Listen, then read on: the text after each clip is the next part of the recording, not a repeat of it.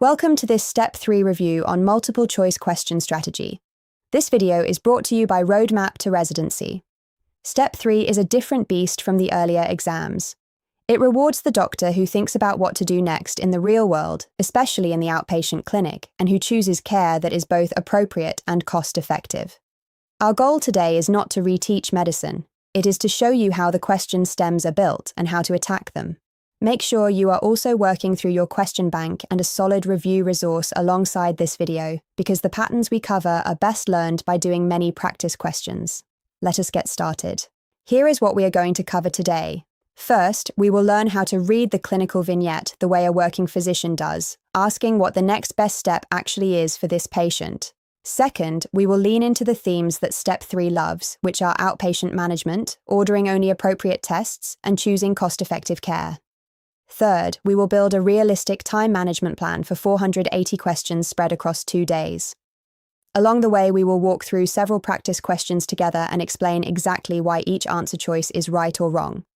This video assumes you have baseline knowledge from your review resources. We are here to sharpen how you take the test. Our first strategy is to read every vignette like a working physician deciding what to do next. Start with the last line of the question. That sentence tells you what is actually being asked, whether it is the next best step, the most appropriate test, or the best treatment. Once you know the question, go back and read the stem with that goal in mind, and you will stop drowning in detail. Then anchor on the setting.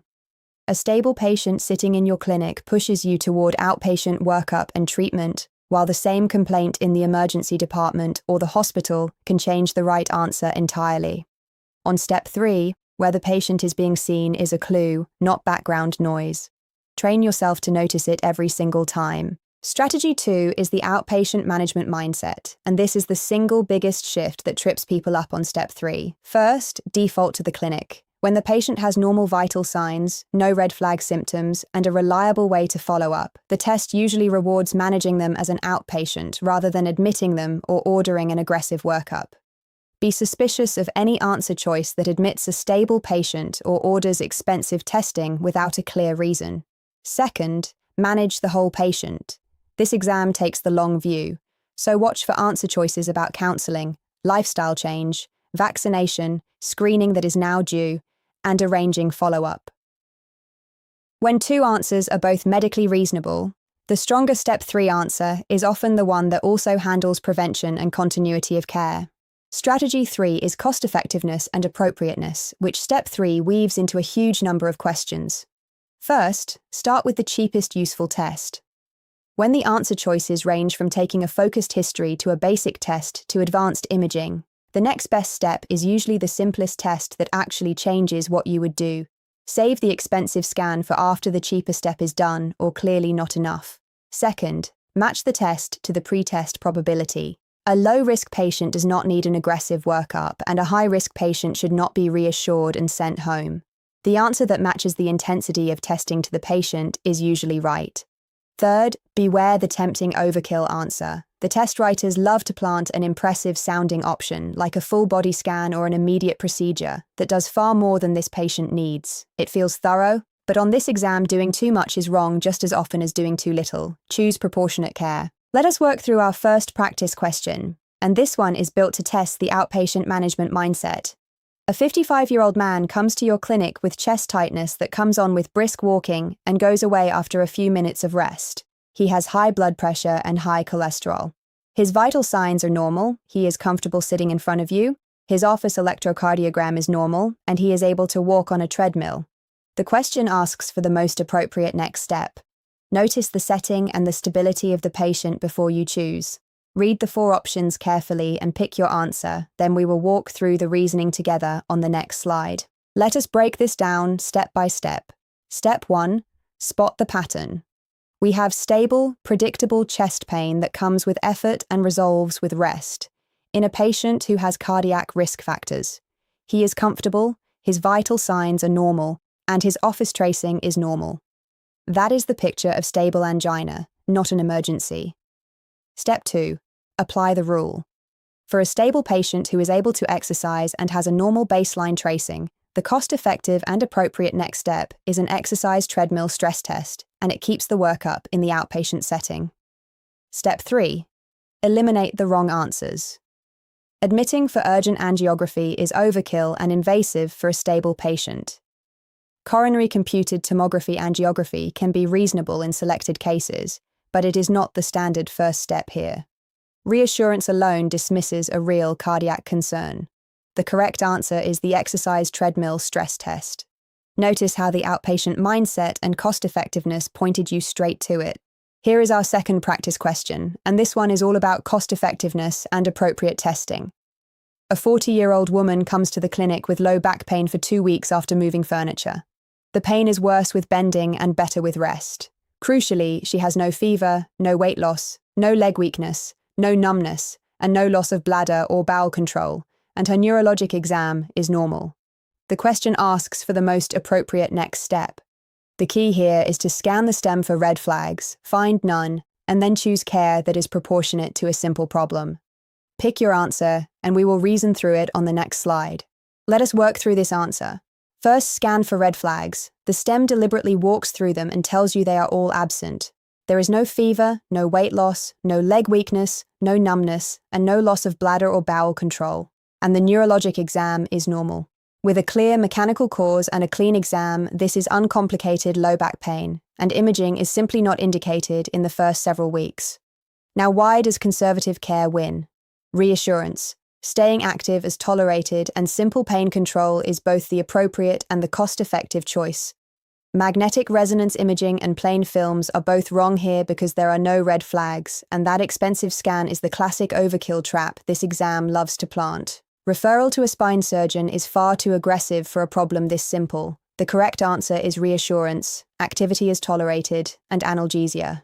Let us talk about time management because this exam is a 2-day marathon and pacing is where many strong test takers lose points. There are 480 questions in total, spread across 2 days, with day 1 carrying more questions than day 2, and each day broken into timed blocks. That gives you a little over 1 minute per question on average. First, know the clock and the pace, and practice working at that speed in your question bank so that the rhythm feels automatic on test day. Second, learn to flag, move on, and bank time. If a single question has stalled you for more than about 90 seconds, lock in your best guess, flag it for review, and move forward, because letting one long vignette swallow the time of 3 other questions is how blocks go unfinished. Bank the spare seconds you save on the quick questions, and use your scheduled break time wisely so you arrive at the second day rested and focused. Smart pacing protects every point you have earned. Here is our third practice question, and it rewards the whole patient-outpatient mindset. A 60-year-old woman with type 2 diabetes comes in for routine follow-up. She feels well, her blood sugar control is at goal on metformin, her vital signs are normal, and her exam is unremarkable. The one detail that should jump out at you is that she has not had her eyes checked in 2 years. The question asks for the most appropriate next step. Think about what preventive care is actually due for this patient, and be careful not to get pulled toward an answer that does too much. Choose your answer, and we will reason through every option on the next slide. Let us break down this answer. First, spot the screening gap. This is a stable diabetic patient who feels well and whose blood sugar control is at goal on metformin, but who has not had her eyes checked in 2 years. A yearly dilated eye examination is part of routine diabetes care, so referring her for the dilated retinal eye examination is the preventive care that is actually due, and it reflects the whole patient mindset that Step 3 rewards. Now, the key distinction between the wrong choices. Coronary computed tomography angiography is the classic overkill trap, ordered in a patient who has no cardiac symptoms at all. Admitting a well patient who is already at goal for inpatient glucose monitoring is inappropriate and expensive. Stopping metformin and starting insulin makes no sense when her control is already at goal. Every distractor either does too much or changes therapy without a reason. The correct answer is to refer her for the dilated retinal eye examination. Here is a critical exam day pearl that ties all of our pacing advice together, and it is the 2-pass strategy for each block. On your first pass, answer every question that feels straightforward and commit to it without lingering. For any question that makes you hesitate, pick your best option, flag it, and keep moving so that you reach the end of the block with everything answered and your pace intact. Then, on your second pass, go back to only the questions you flagged. This is where most people sabotage themselves, so be disciplined. Resist the urge to second-guess the answers you felt confident about, because a first instinct that was grounded in a clear rule is usually correct.